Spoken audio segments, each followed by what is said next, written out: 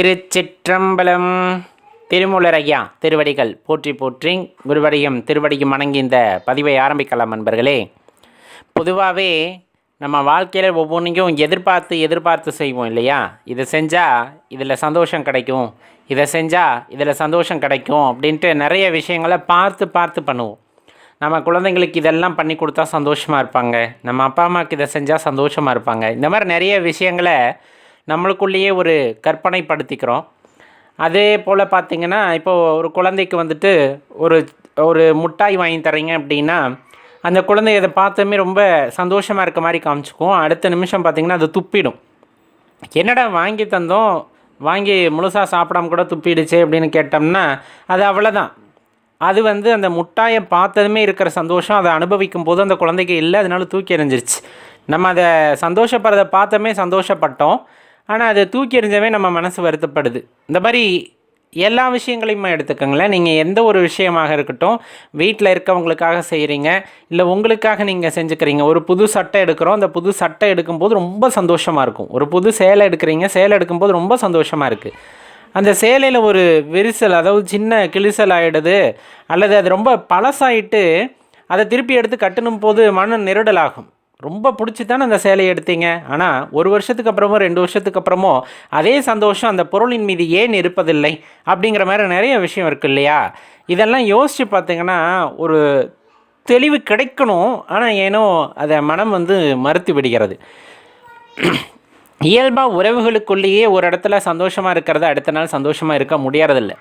இது எல்லாமே இறைவனின் செயல் அப்படின்னா, என்னடா எதுக்கு எடுத்தாலும் இறைவன் மீது பழியை தூக்கி போட்டுறீங்க அப்படிங்கிற மாதிரியெல்லாம் நினைக்க தோணும். ஆனால் யோசிச்சு பார்த்துங்களேன், இந்த சிருஷ்டிகர்த்தா நிறைய விஷயங்களை நம்மளுக்கு கொடுத்துருக்கிறார்.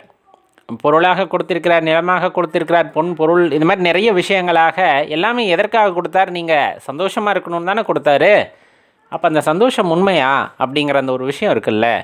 அவர் எல்லா விஷயங்களையும் கொடுக்குறார், திடீர்னு பறிச்சுக்கிறார், கொடுக்குறார், திடீர்னு பறிச்சுக்கிறாரா அப்படின்னா, எப்போ அவர் கொடுத்த பொருள் தான் உண்மையான சந்தோஷம் என்று நீங்கள் நினைக்கிறீர்களோ அப்பொழுதே இதை பறித்து விடுகிறார். காரணம் என்னென்னா, அதில் உண்மையான சந்தோஷம் இல்லை அப்படின்னு புரிய வைக்கிறதுக்காக. இதை தான் நம்ம சோதனைன்னு நினச்சிக்கிறோம். கஷ்டப்பட்டு வீடு கட்டணுங்க ஐயா, கடைசியாக பார்த்தா கடனை கட்ட முடியல, விற்று கட்டுற மாதிரி ஆயிடுச்சு. ஏன்னா அந்த வீடு தான் உண்மையான சந்தோஷம்னு நீங்கள் நினச்சிங்க, அது உண்மையான சந்தோஷம் இல்லை அப்படிங்கிறத புரிய வச்சிட்டார். இதெல்லாம் யதார்த்தத்துக்கு மீறின ஒரு விஷயம். இப்படியெல்லாம் நம்மளால் நினச்சிக்க முடியுமா அப்படிங்கிற அந்த ஒரு யதார்த்தம் அப்படிங்கிறத மீறி இல்லை நம்ம பேசுகிறோம் அப்படிங்கிற மாதிரி கூட தோணும். ஆனால் உண்மை அதுதான். நம்ம ஏற்றுக்கொண்டாலும் ஏற்றுக்கொள்ளாவிட்டாலும் சில விஷயங்கள் இங்கு நிலை இல்லாமல் மாறிக்கொண்டே தான் இருக்கின்றன. உலகம் தோன்றியதிலிருந்து, ஏன் இந்த அண்ட சராசரங்களும் தோன்றியதிலிருந்து தோன்றியவாறே எல்லா பொருளும் இருக்கின்றனவா அப்படின்னா கிடையவே கிடையாது. ஒவ்வொன்றும் ஒவ்வொரு வகையில் உருமாற்றம் அடைந்து கொண்டோ தன்னுடைய நிலையில் மாற்றம் ஏற்படுத்தி கொண்டோ இந்த பூமியில் அவை தன்னுடைய இருப்பை உறுதி செய்கின்றன. ஆனால் ஒரு பொருள் இன்னொரு பொருளாக மாறி இருக்கிறது, ஒரு நிலையில் இருந்த பொருள் இன்னொரு நிலைக்கு மாறி இருக்கிறதே தவிர அந்த இருப்பு அப்படிங்கிறது மாறிக்கொண்டே தான் இருக்குமே தவிர ஒரே நிலையாக இருப்பது இல்லை. அது எந்த பொருளாக இருந்தாலும் சரி இதுதான் உண்மை. இரும்பு தாதுவாக இருக்குது, கடைசி வரலும் அது இரும்பு தாதுவாக இருக்கானா கிடையாது. அதை வெட்டி எடுத்து உருக்கி ஒரு இரும்பு ராடாக மாற்றிடுறாங்க, கட்டிலாக மாற்றிடுறாங்க, சேராக மாற்றிடுறாங்க, இந்த மாதிரி மாற்றுறாங்க. அதுவும் அதே நிலையில் இருக்கா அப்படின்னா ஒரு குறிப்பிட்ட காலம் போச்சு அப்படின்னா திருப்பியும் அதோட இயல்பு நிலையை அடைந்து விடுகிறது. எப்படி? இரும்பு தாதுவாகவே மக்கி போய் திருப்பியும் மண்ணுக்குள்ளே போயிடுது. அப்படியே நிலைத்திருக்கிறதா அப்படின்னா கிடையாது. பெரிய பெரிய ராஜாக்கள் எல்லாம் ஆண்டு கோட்டைகளை கட்டி வைத்தார்கள், அரண்மனையை கட்டி வைத்தார்கள். கண்டிப்பாக தெரியும். இன்னும் சொல்லப்போனால் நம்மளோட பூர்வக்குடி மக்கள் வாழ்ந்ததற்கான எச்சங்களாக சில விஷயங்கள் கிடைக்கின்றன. உங்களுக்கு நல்லா தெரிஞ்சிருக்கும், நிறைய இடத்துல அகலாய்வு பணியெல்லாம் நடக்குது. போய் பார்த்திங்கன்னா நம்மளுக்கு இந்த நிலைத்தன்மை அப்படிங்கிறது மேலே ஒரு கேள்வியே வந்துடும். ரொம்ப பராக்கிரமம் நிறைந்த ராஜாக்கள் வாழ்ந்தார்கள் அப்படின்னு படிக்கிறோம். சரி, அவர்களோட சாம்ராஜ்யம் நீடித்து நிலைத்திருந்தது அப்படின்லாம் படிக்கிறோம். இன்றைக்கி அவங்கள பற்றி படிக்க தான் முடியுதே தவிர அவர்கள் உருவாக்கி வச்ச சில எச்சங்களை தவிர மீதியெல்லாம் எங்கே போயின? அதையெல்லாம் நிலையாக இருக்க வேண்டும் என்று தானே அவர்கள் பண்ணியிருப்பார்கள். ஆனால் அது எதுலையுமே இந்த உலகத்தில் நிலைத்து இல்லையே. ஒன்று கடல் தின்றுச்சு, இல்லை மண் தின்றுச்சு, இல்லை காற்று தின்றுச்சு, இல்லை நெருப்பு தின்றுச்சு. இது மாதிரி பஞ்சபூதங்களில் அது ஐக்கியமாகி விட்டது அப்படிங்கிற மாதிரி நம்ம படித்து தெரிந்து கொள்கின்றோம்.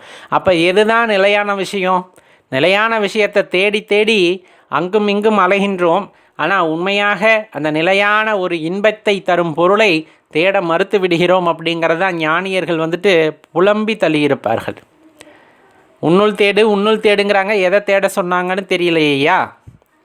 உன்னுள் தேடு, இறைவனை உன்னுள் தேடு அப்படின்னு சொன்னாங்க. ஆனால் என்னத்தை தேடுறது, எப்படி தேடுறது, அதை தெரியாமல் தானே நம்ம முடிச்சுக்கிட்டு இருக்கோம் அப்படிங்கிற மாதிரி எண்ணமெல்லாம் தோன்றுகிறது. இப்போ நிறைய விஷயங்கள் உனக்கு கொடுக்கப்படுகின்றன.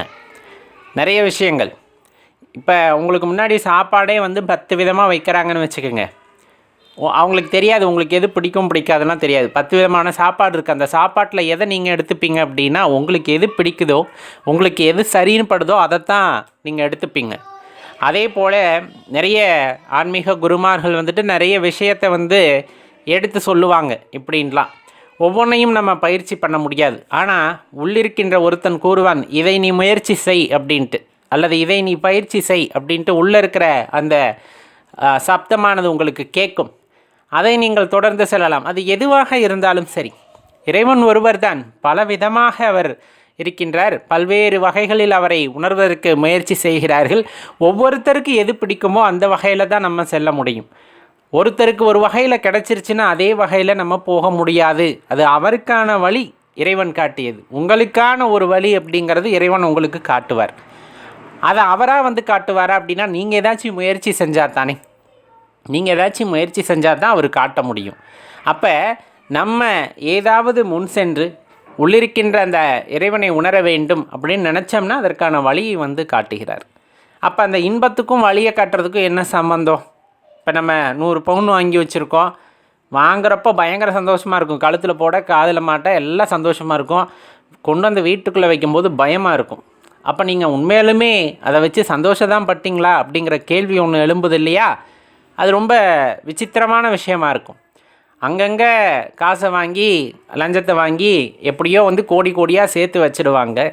எப்போ கவர்மெண்ட் கண்ணில் படுமோ, எப்போ போகுமோனோ அதை மறைச்சி வைக்கிறதுக்கு படுற பாடு அப்படிங்கிறது பெரிய கஷ்டமாக இருக்கும். வாங்கும்போது சந்தோஷமாக தான் இருக்குது, உள்ளே வைக்கும்போது அது பயமாகிடுதே. அப்போ உண்மையான சந்தோஷம் அங்கே இருக்கா?